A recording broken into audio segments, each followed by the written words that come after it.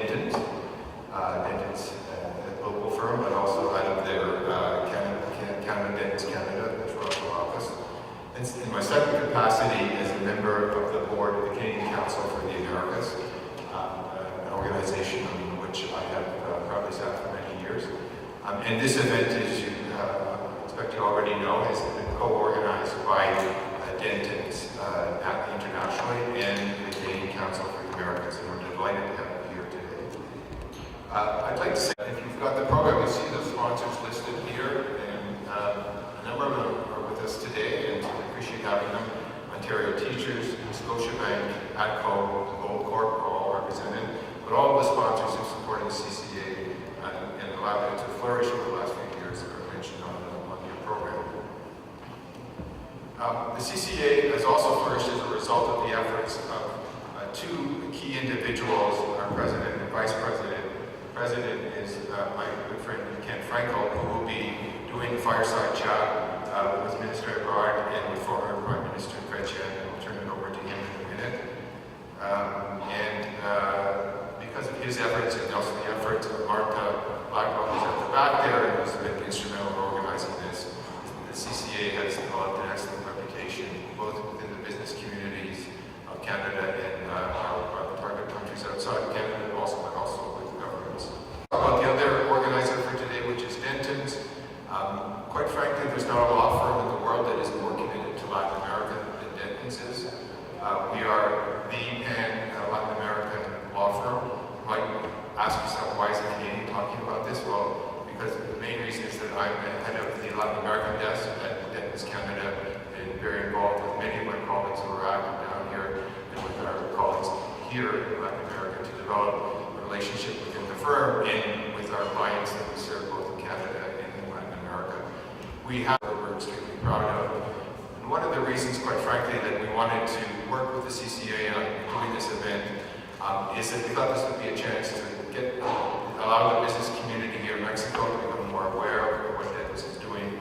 And also, quite frankly, a big part of Dentons' philosophy is to give back to the community. And that's why we've been so committed to the Canadian Council for the Americas, and why we're committed to doing this very important session, given all the key issues that are happening with trade, the changes in Mexico, and the opportunity for us to allow you to get to meet and know Jean Chrétien, who's one of our colleagues in our Ottawa office.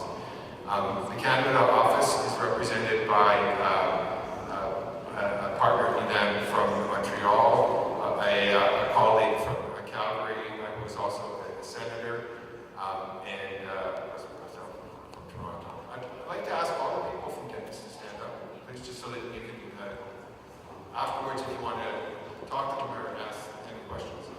We have folks from Dentons from other parts of Latin America as well, so please feel free to ask them any questions afterwards. I also want to specifically acknowledge that we have some distinguished guests here. We have the current ambassador of Canada to Mexico, Pierre Arari. Welcome. Nice to see you. Ambassador Arari has been a big supporter of CCA events both here and in Canada. We also have the Consul General of Mexico in Toronto, Porfirio Munoz-Ledo. It's nice to have him here. We have the Ambassador of Chile to Mexico, Domingo Arteaga. We have the Ambassador of Colombia to Mexico, Patricia Carreras. And we have representatives of the government of Alberta, Sandra Diaz, the province of Alberta, the province of Ontario, Shannon McCarthy, and the province of Quebec, Stephanie Bonis. We also have friends from the media who are filming this for us, and principally from Millennial Media. We also have with us some former ambassadors, Francisco Suarez, who was a former ambassador of Mexico to Canada, and Rosal Ojeda, who was a former Mexican ambassador to Guatemala, Trinidad, and Tobago. So thank you very much to all those distinguished attendees. I really appreciate you being here. And so the next thing that we're going to do is introduce. Good afternoon. My name is Marcelo Ebrard. I'm the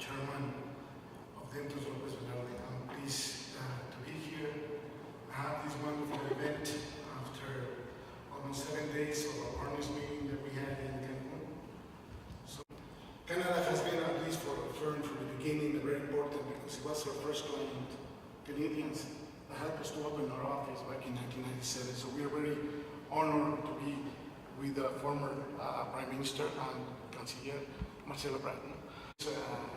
Canciller Marcelo Ebrard, Secretario Marcelo Ebrard is very well known, has a very long career, even though that he looks as a cabinet member in the federal government for many years, has been a Ministry of Social Development, but more importantly, he also took the position as a mayor of Mexico City, and as a mayor, he took very important decisions that helped him to gain a famous 2010.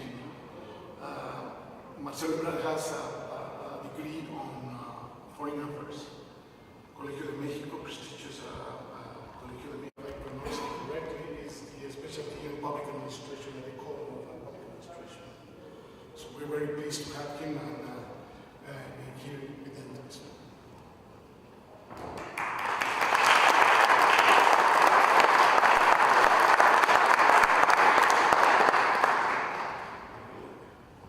Now it is my distinct pleasure to officially successful politicians, not just in Canadian history, but perhaps in the history of politics in the Western Hemisphere and maybe even in Europe as well. He had 50 years of service in politics, and in all that time, he only lost one election.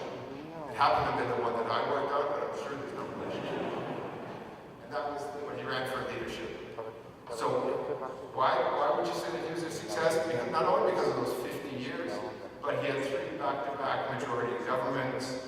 He was key in bringing in the Charter of Rights in Canada, which has had a continuing influence on the development of our society in ways that were unimaginable at the time and has indelibly changed Canada. He successfully defended Canada in 2 referendums. Quite frankly, any of our friends from Spain who might be here have learned a lot about how to deal with referendums from Mr. Chrétien. And he successfully wrestled a very bad debt situation when he took over, but he did it in a way that still allowed him to pursue progressive policies. So if you look at someone who's been that successful in politics, and politics is not an easy business, you might ask yourself, how did he do it? So, having had a chance to observe him closely and from afar, this is my short list of why he was so successful in politics. And there are 5 points. The first is that he genuinely likes people. Not all politicians do, actually, but he actually genuinely likes people. 2 is that he was in politics to get things done. And that was one of the reasons that when he was the minister, many portfolios under Pierre Trudeau, father of our current Prime Minister, he was given multiple portfolios because he had a reputation for getting things done. Number 3 is that he was always very authentic. He didn't try to be something he wasn't. He was very proudly a French Canadian from rural Quebec. And people sensed that he was authentic. And so the counterpart to that, I know having worked with him, is that he can cut through pretense in others very, very quickly. Number 4 is that he has held very firmly over the course of his career to a number of key principles. And one of them, for example, is the principle of human rights. I once asked him when we were on a trip, I said, how did you feel being a Catholic from rural Quebec, bringing in one of the first countries in the world to bring in gay marriage? How did you feel about that? And he told me, he said, well, it took some doing to understand it. He said, at the end of the day, I always believed in having more rights. And that was what drove him to push for that record-breaking legislation. And the last thing that made him so successful, and also why he was supposed to be so successful in helping our clients, is that he has phenomenal judgment. And judgment to look at an issue and to cut through the noise and get to the heart of it very quickly and to understand what is motivating the people that surround that issue. So that's my take on why Jean Chrétien has been one of the most successful politicians ever. If anyone here wants to go into politics, I suggest you follow some of the things that he did. He's also been very successful in his post-political career, very active, and as you are about to discover, has some very interesting views on current affairs. So it's my pleasure now to turn it over to my friend, the President of the Canadian Council of the Americas, Kenneth Frankel. Ken, thank you.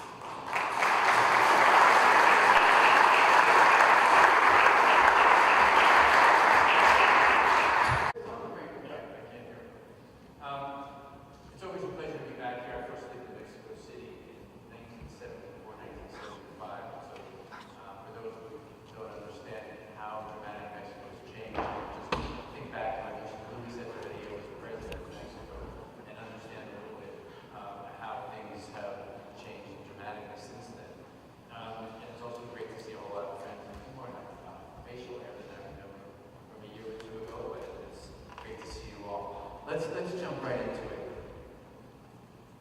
NAFTA, the North American Community. When the NAFTA negotiations closed, there were some hurt feelings, I think, in both countries. Certainly in Canada, there were, and it was reflected in the points in Mexico. The question is where are we in the relationship now, having gone through those NAFTA negotiations? Have people recovered from their hard feelings? And what does that portend for going forward with the relationship between the two countries? Please. Well, first of all, thank you very much for the invitation. It's a pleasure to see you. All of you, such a distinguished audience. Thank you very much for the invitation. It's an opportunity to share some thoughts on the Mexican relationship. Yes. Okay. And the relationship between Mexico and Canada. Well, where are we? We started to work with a visit to Canada, which points which kind of priority.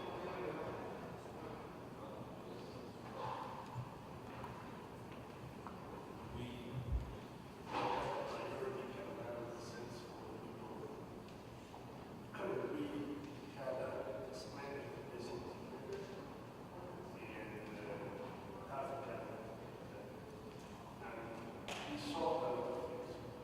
Seems from my one hand, the decisions in Canada, the results in the through highlighting or the presentation of the strategic projects of this program in Canada. Why do that? Because the president stated before that we have a very important relations with Canada. But can be better, should be better. So we have several threats. Very different situations sometimes. But new tendencies of protection. But the best way to confront those is to improve relationships, increase relationships, especially with. So I think we are in this point.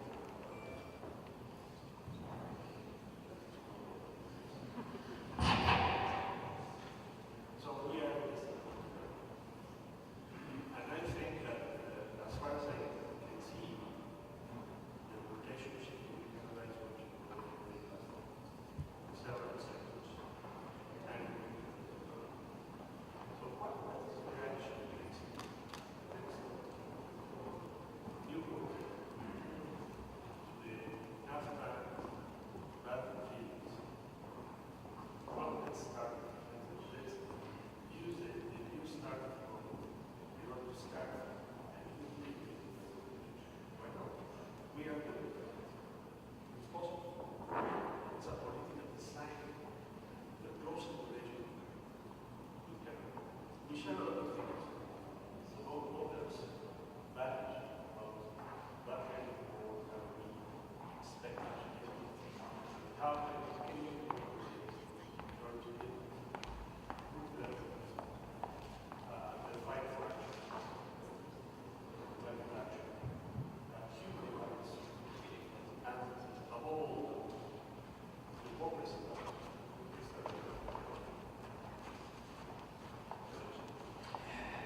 Thank you, Mr. Minister. Oh, that's fine. So, you know, when I became Prime Minister, I was elected the 25th of October 1993. And the morning after, the first telephone I received was from a guy named Bill Clinton, who was the president. He was in kind of trouble. He has trouble with the Congress. As you know, he was a Democrat, but the Democrats were not voting for that. So too. And he was told that I was to oppose. Because my party had been opposing at the previous election. I was not in agreement, but I had to turn my part. And in the program, I said I need amendment. So when Clinton called me in the morning, and he said, I said I need amendment. He said, I need very much, because if you don't help us, we fail. So we talked with Salinas, who was the president, and we got 3 or 4 amendments. One was very important for me, water. And that we were not forced to export water.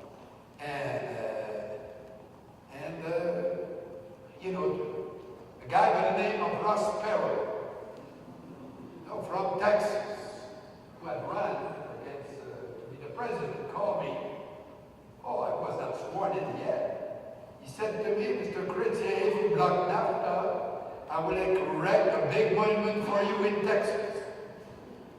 Oh, I said, Mr. Perot is very nice, but a big monument for me in Texas is not very useful because nobody voted for me. And so we made it. And under Zidio replaced quickly Salinas, and after that I worked with Fox, and we have virtually no problem. Whenever we have problems, we resolve it. And Fox, on a TV program in Canada, he said, when I had problems with avocados, he said Chrétien was helping me, and when he was having problems with softwood lumber, I was helping him.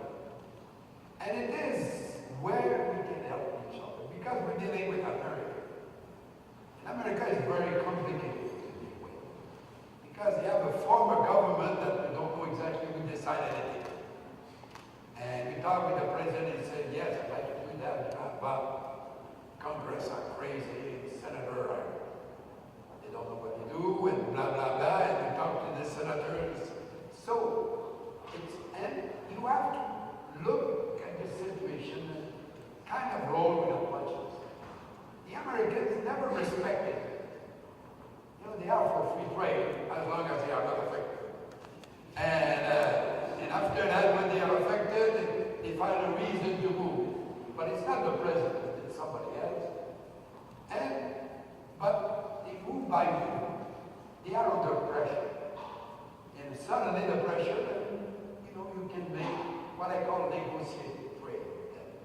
Under the umbrella of free trade. And don't be productive.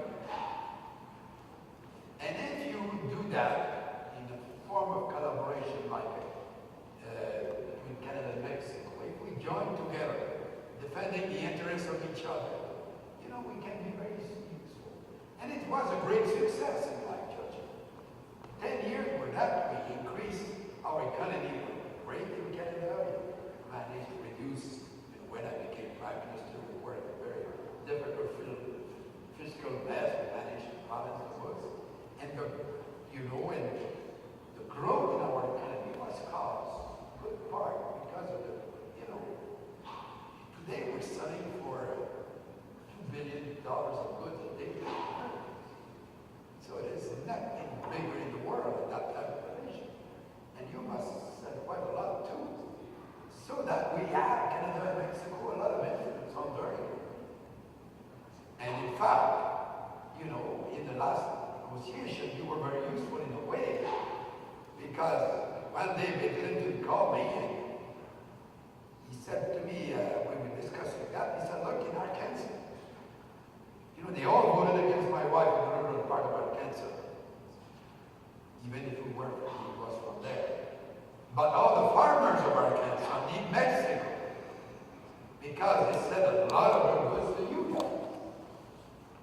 And it's why we saw Trump changing from the worst deal in the world to an acceptable deal in the world with some change.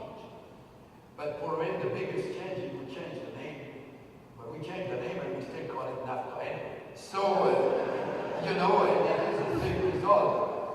So, it was working well. It's a good example for the world. And we should keep working together.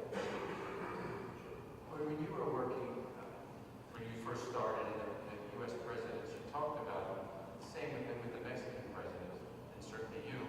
There was a consensus on a vision, some differences of the North American community between all three. You mentioned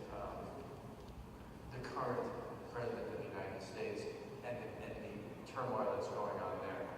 Are you concerned, or are you both concerned about this vision is now either in danger, or it's just a temporary passage, and then it will get on to building it based on where it was before? But do you have concern about that? Is it been damaged in some way that's going to take a lot of work to stitch together again?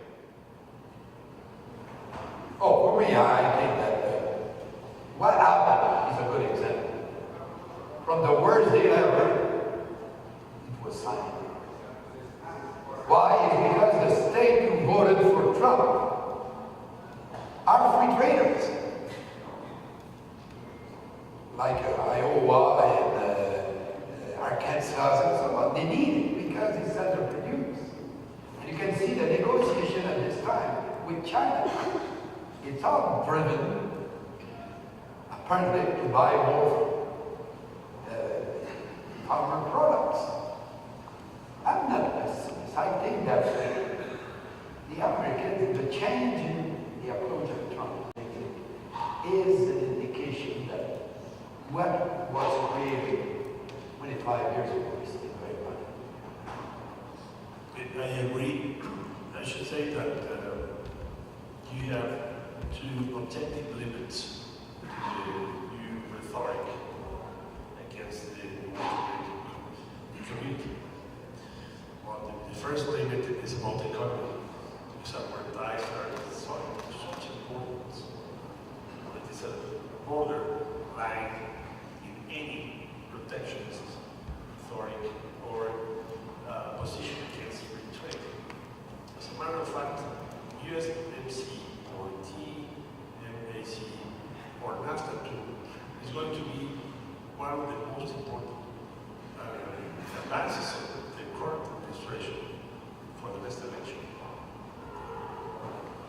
You pass from the worst three in history to this is the best thing to the North American economy in the recent years. This is the position of the Trump administration. It has changed in 2 years from point one to point two. So you have economic limits, you have commercial limits to a protectionist authority and decisions. But also you have the competence in China. China and other countries. That used to be, but now what the difference is even worse. Because we are losing competitiveness. Mexico, United States, and Canada, which is as a North American community in front of China and other countries. So what is the other limit? This is, and the future, the short term.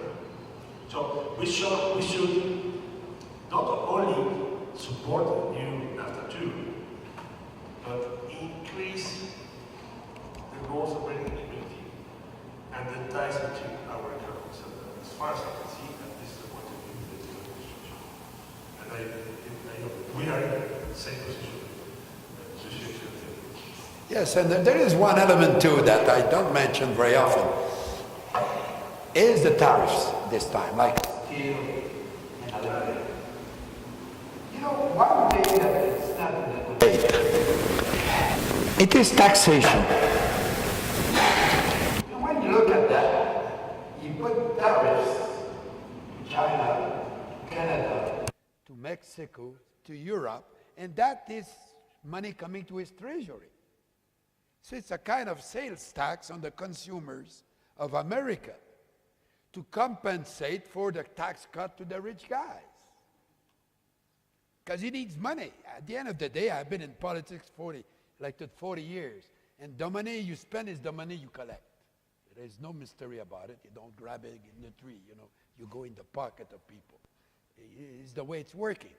And I suspect that why he does not move, on top of that we have wood in Canada, is because he needs money to compensate for the cuts, because if you reduce taxes, this theory that if you cut taxes, you will make more money, the Laffer curve, that means that if you cut taxes, the revenue increase, That means that if you have no taxes, you don't know what the hell to do with the money. Because at the end of the logic is that. And it's not working like that. So that is an element that is not debated at this time. And if it is that part of the consideration, he will not be keen to cut the tariffs because he needs the money. I don't know if you disagree with me, Minister, but... No, I agree. And I should say that there are another thing that concern especially Mexico, which is the cultural trends against Spanish and Mexican-American community in the United States. But it's as a result of the rhetoric against migrants, against foreigners, and in a very protectionist point of view. So we are working very hard right now in order to defend the Mexican civilization in the United States and support the people there, which is part of the American community. You are talking about more than 20 million people. So this is another regard and concern different from protectionism against the North American community. Are we a community based on what? Not only commerce and investment, but also in values and respect to different cultures, which was a great contribution from your time as a prime minister and the Mexican presidents and the presidents of the United States, in order to build a community which is a very different cultural community. It was amazing, I think. And we need to defend that, which is the respect to others in a multicultural community in the North America in the next years. So I should say that this is the other battle to do it, battle to fight in the United States right now. And you can use the example of Canada, where we don't have this problem. You know, in Canada, we have a society that is extremely diverse and functions very well. We don't have ghettos and so on. You know, we have people, people don't realize that more than 50% of the population in Canada is from first, second, or third immigrant generation. And 22%, 21 is French origin, and 28 from the British Islands. But we're all together. And with no problem. And now the problem of, in the United States, there is this that I don't like. There's some people who are developing a narrow nationalism.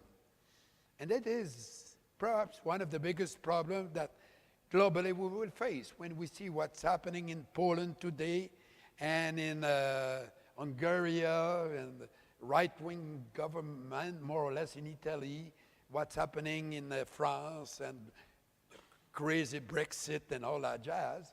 It's all based on decision made on emotion, based at looking backward rather than looking forward. And in life, you have to look forward. The quarrel of the past, forget about that. Me too, I wish that the French have defeated the British in Quebec City. But I was not there to wake up more calm while the Brits arrive in the middle of the night, like usual. They did that in the Falklands not long time ago. So, we cannot look backward. And, Canada is a good example in that mix where we can help. Because, they need the Mexican who live in the United States. What the hell they will do if the Mexicans were not there? I don't see the family of the Trumps cutting their own grass.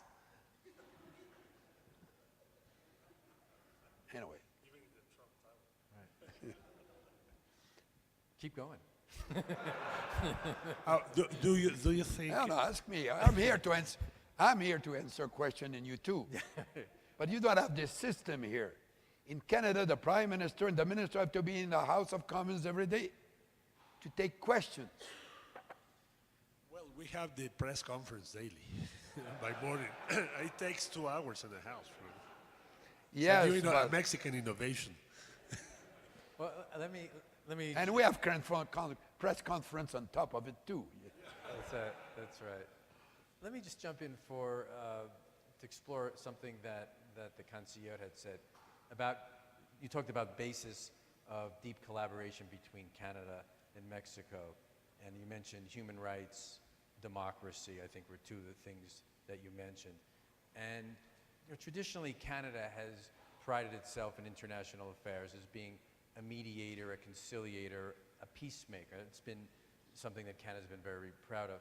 Mexico has a bit of a similar tradition as well, and accepting refugees and the like. Yet, in the major issue going on in the hemisphere now, there seems to be a divergence on the approach, and that is, of course, Venezuela. And Canada, perhaps more than people would have thought, has been a leader in the Lima Group and very, very vocal about the condemnation of what's going on, about the acceptance of Juan Guaido as the president, or the interim president at least.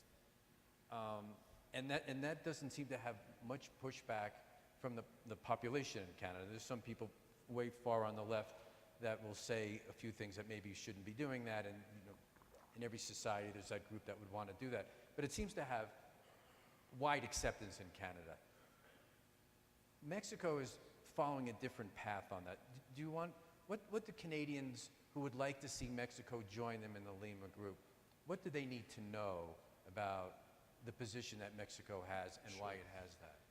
Yes, well, let's see, let's say that we have a similar objectives, which is a Pacific solution in Venezuela, and hopefully in a short term, and a democratic agreement about a new election or something like that.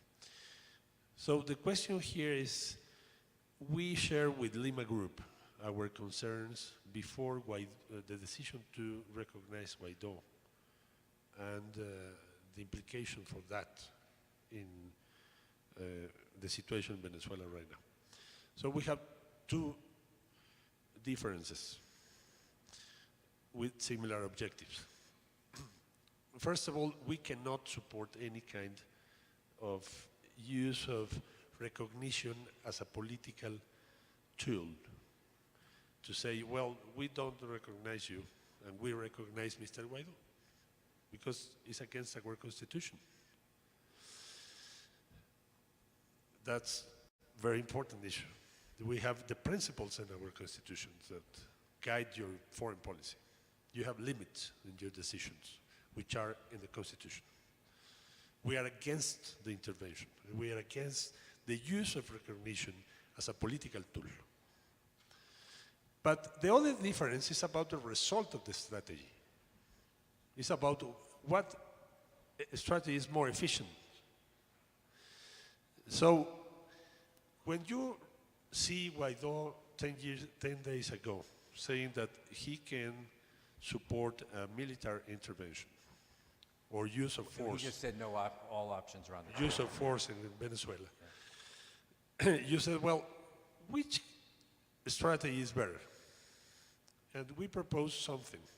Hey, what happens if we organize a table between the opposition and the regime and urge them, all the international community, to reach an agreement with a similar agenda? And you fix some reasonable time in order to reach an agreement and to look for a reasonable exit or solution. This is a proposal that we made to Lima Group. But they say, well, we don't think that dialogue right now is a smart idea. So what kind of strategy are you proposing? Okay, they say, we are going to impose some sanctions in order to avoid the flux of resources for the regime. That seems to be we are going to increase the humanitarian crisis in order to defeat the regime. This is the idea. Because, they say, we are against military intervention. But we hope that the humanitarian situation is going to be an imperative to the regime to make a deal.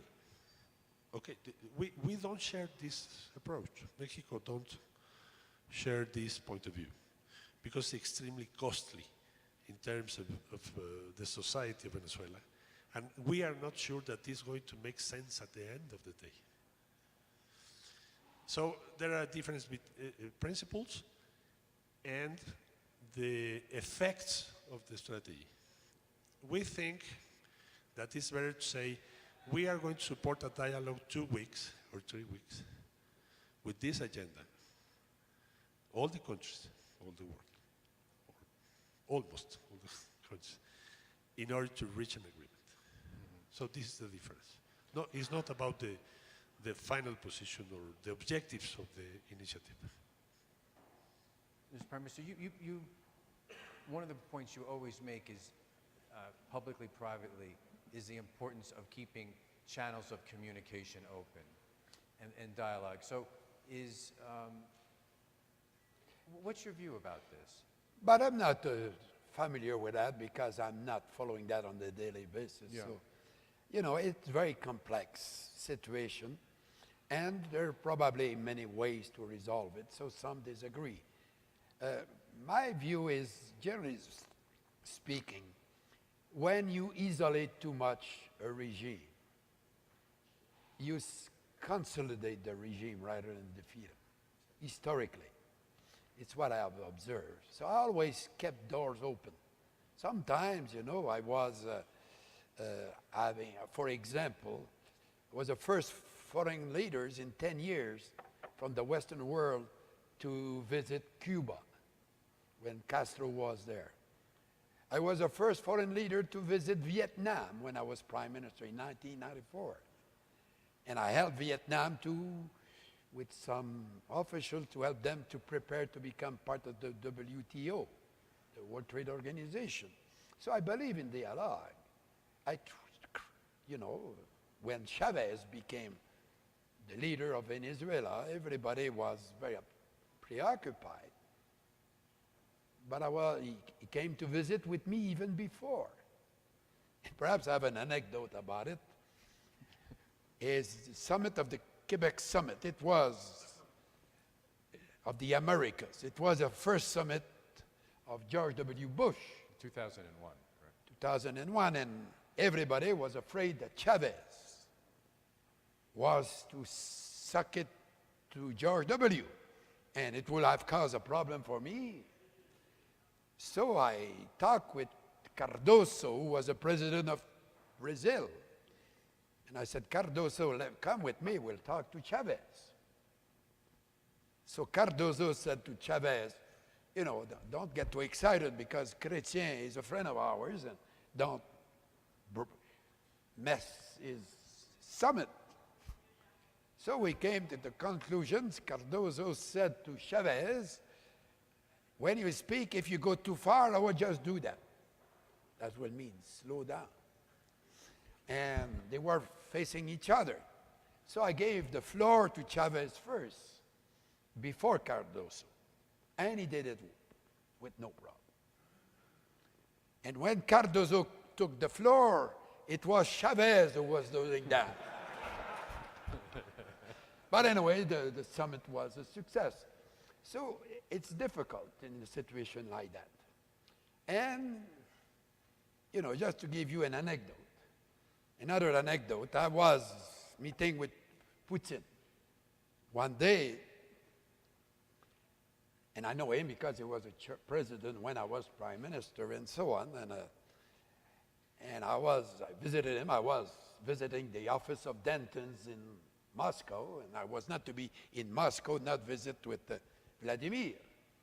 So he received me for theory 15 minutes, but he kept me for an hour and 15 minutes, and we had a good time. So I said, what the hell, you know, you took over Crimea.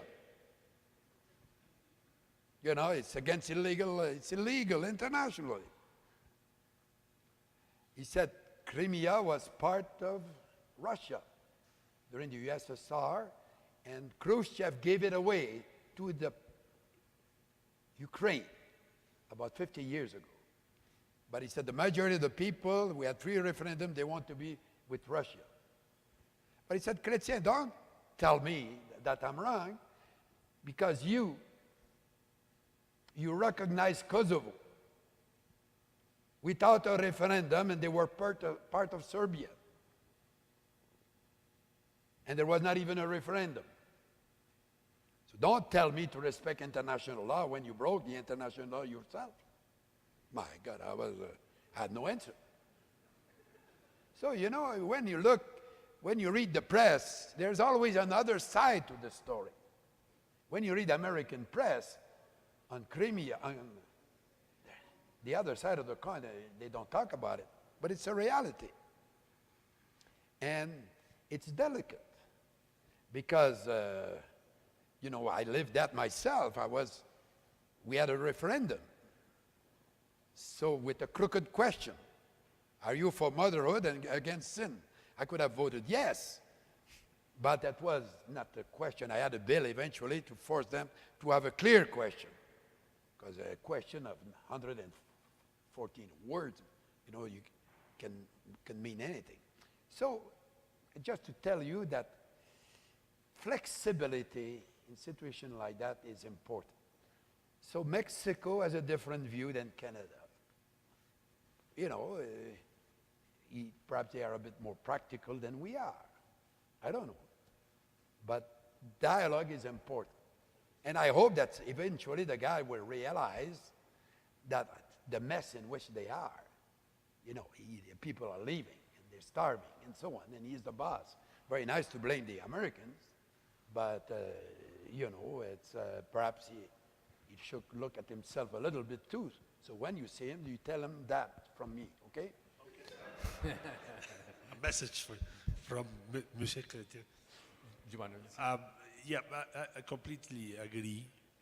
I think that the experience of Mexican foreign policy in Central America, for instance, in the 80s and early 90s, was the same difference at point of view or approach with mainly with the United States. We have war in El Salvador, Nicaragua, and Guatemala by the time, but recently. Civil war, a great scale. And in the United States, for instance, Elliot Abrahams, now in charge of Venezuela. What was his position by the time? Or others which are today managing the Venezuela crisis.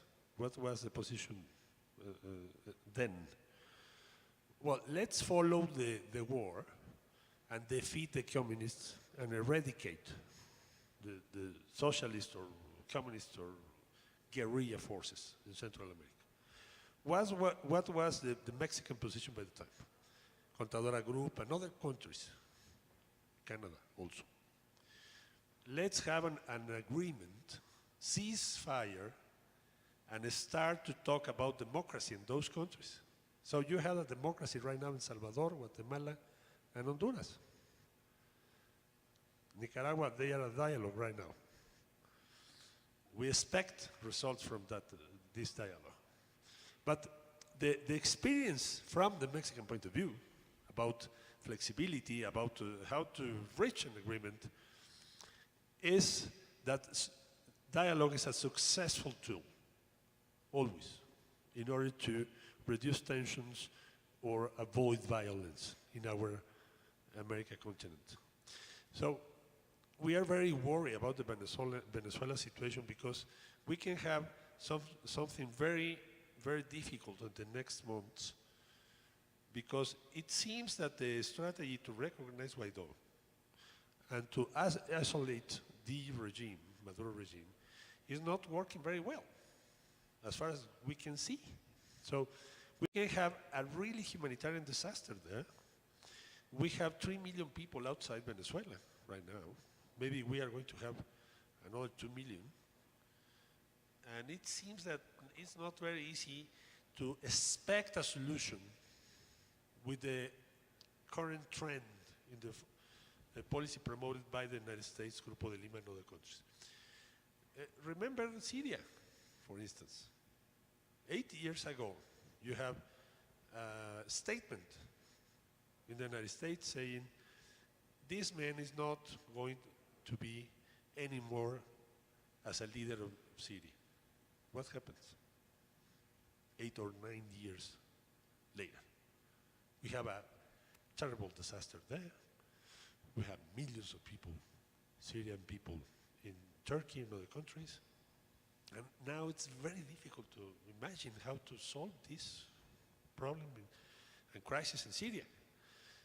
So when Minister of Germany says said in a latest meetings with us, we are very concerned about Venezuela because we see Venezuela as something very similar to the Syria situation 80 years ago. Be careful. Talking to us, Mexico and other countries. Be flexible, be imaginative, be smart. You have a lot of experiences. And don't lose the wood, the forest, because a tree. And I think that this makes sense. It's exactly the same words that we hear today from Mr. Chrétien. Yeah. And this is the Mexican position. So we expect that in some point, common sense, join the Maduro regime, Guaidó opposition parties in Venezuela, and we can reach something, a political exit or solution to the situation. We're going to open it up for questions in 1 minute. Just to follow up on that one. Canada similarly has taken a very vocal position about Nicaragua.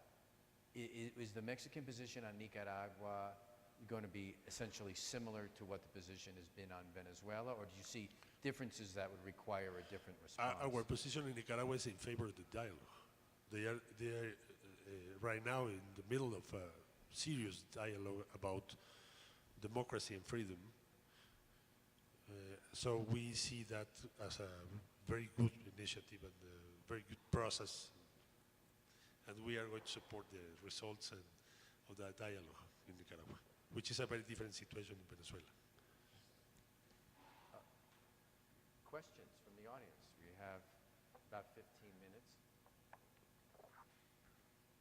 Thank you. Robert Sturgeon from Ontario Teachers Pension Plan. Speak in the mic. Okay. I came of age in the 90s during the globalist progressive sort of era, of which you were obviously a very key proponent of that time. And over the last few years, as you alluded to a little bit earlier, that sort of political philosophy seems to be falling out of favor somewhat. Do you have any sort of thoughts on what it would take, or what current leaders should do to sort of bring that back into the mainstream? So I think the question is, you're putting it in a global context, sort of the progressive politics is falling out of favor. And what's your view of that, and is that something that can be restored? And I guess that ties into your earlier comments. And global, like Yeah, globally, it is a trend. I mentioned that earlier. That is worrying. The election of in Italy, the debate in Poland, the debate in Ukraine, not Ukraine, Hungary, what is happening in France with the very right wing, the new nationalism that is emerging based on race, it's worrying. And I don't know why. I don't know. Perhaps the people, probably one of the problems I see is all the globalization has been great. China, people were dying by the hundreds of thousands 40 years ago, starving. Now they are one of the powers of the world. Nobody is dying of starvation. Everybody has electricity in China. So they have created a lot of wealth. And around the globe, the trade has created a lot of wealth. The problem is not a good distribution of the wealth. This is the biggest problem. And it is more visible than ever. Because everybody sits every night, everywhere in the world, in front of a TV.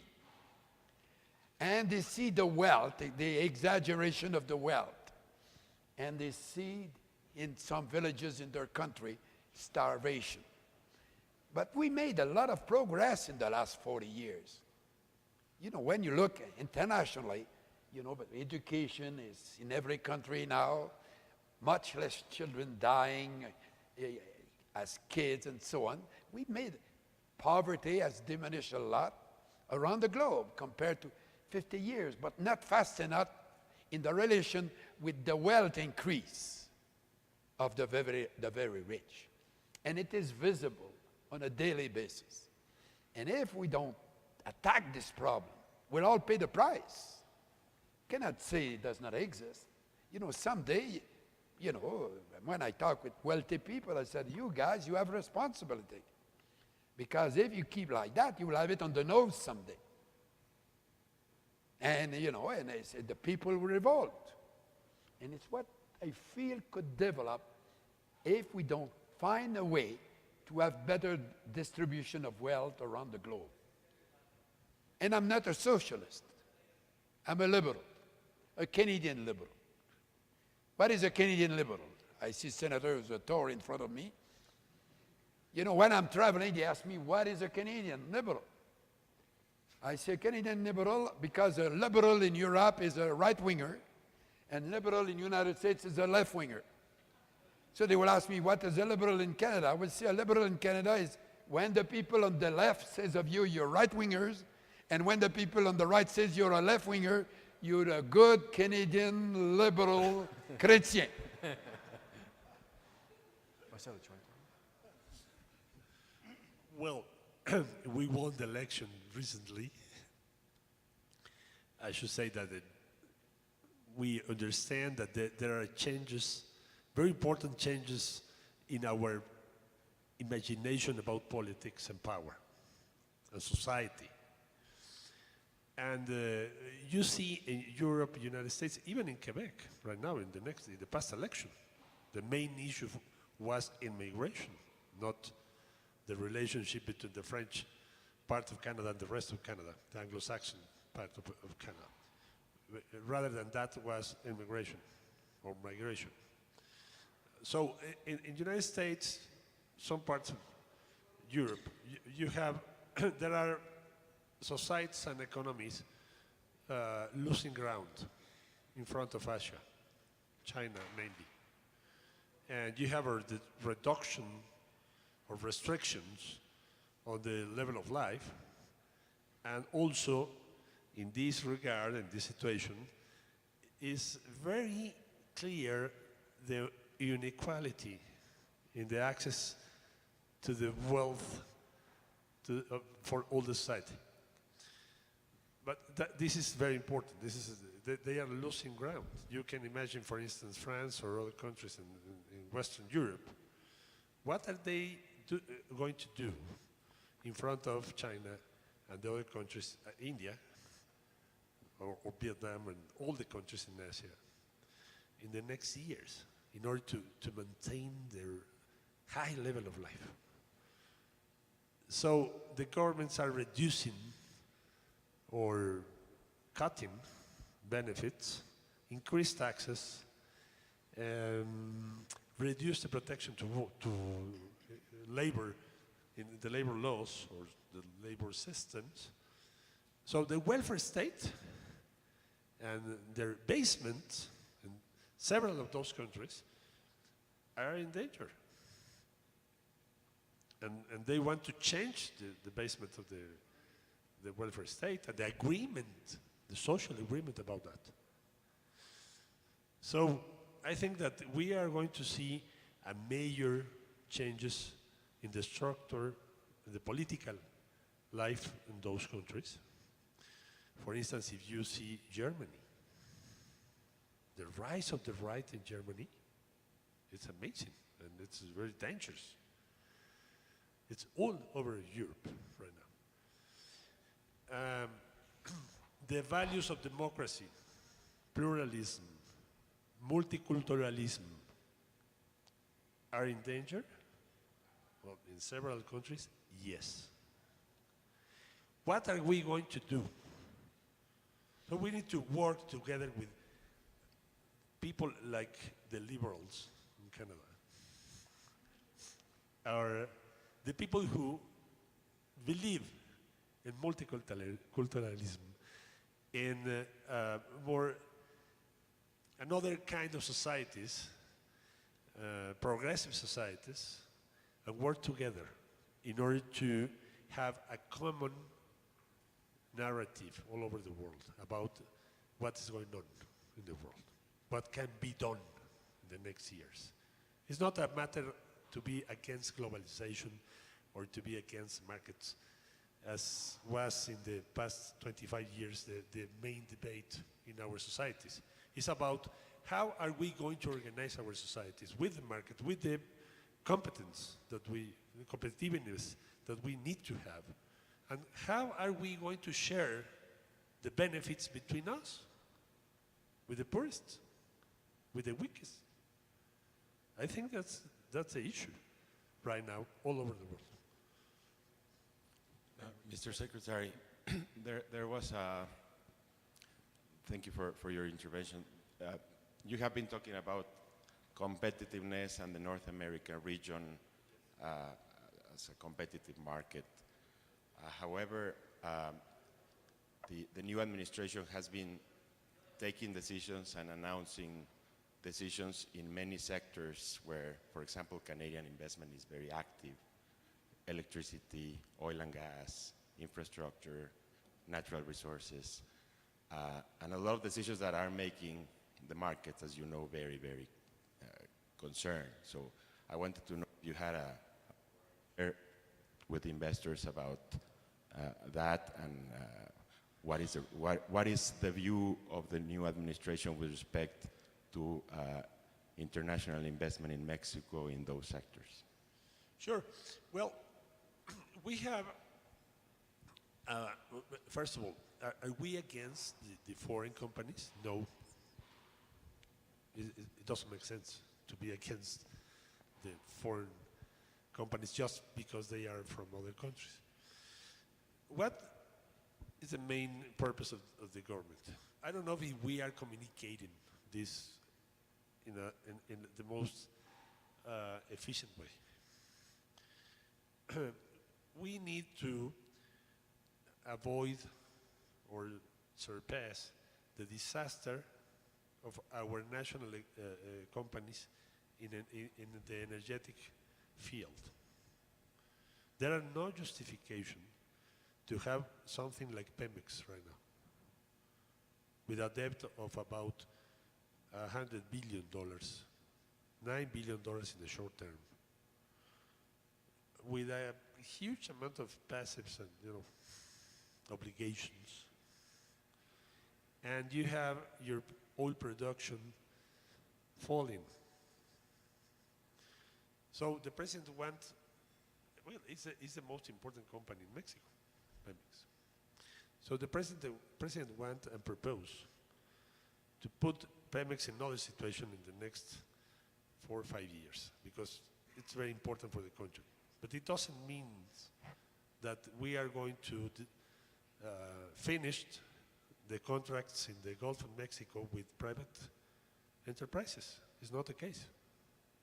He has a meeting with them recently in order to say, hey, you have the freedom to work. You have the contracts already to work in the Gulf of Mexico.